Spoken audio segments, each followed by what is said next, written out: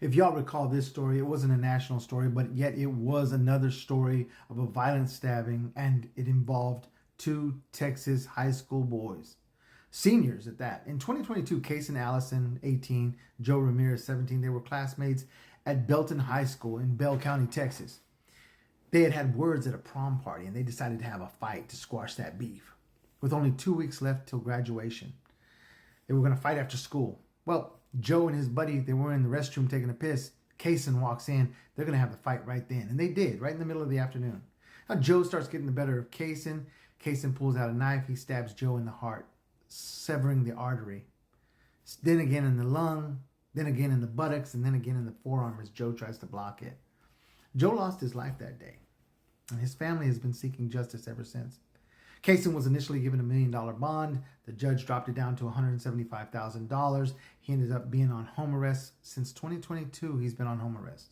Last month, the trial started. It took about a week and a half, and the jury deliberated and found Kason guilty of the lesser of 3 charges, right? Negligent homicide. Now, the penalty of that was a state jail felony, 6 months to 2 years. But the jury was not charged with deliberating whether that was a deadly weapon. So the judge had to rule on that several weeks later, and he ruled on it.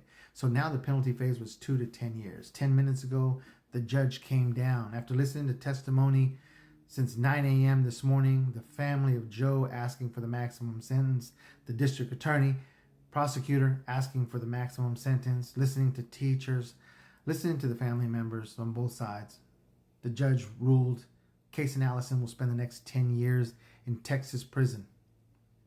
A literal hell. All right? This is not a world that is like a world that we know, the free world. This is a world of hate, guards who brutalize inmates, rape that takes place every day, extortion. It's a lose-lose situation. And this is where he's going to spend the next 10 years. Will he make an early parole? That's anyone's guess. Will he even make it out? That's anyone's guess. But it is a lose-lose situation. So young people in America, if you hear this story, handle your business with fucking pride. Handle it with this. Get a busted nose, a bloody lip, a black eye, some bruised ribs. But handle it with this. Bullying needs to stop. Because the only one that loses are you and your family.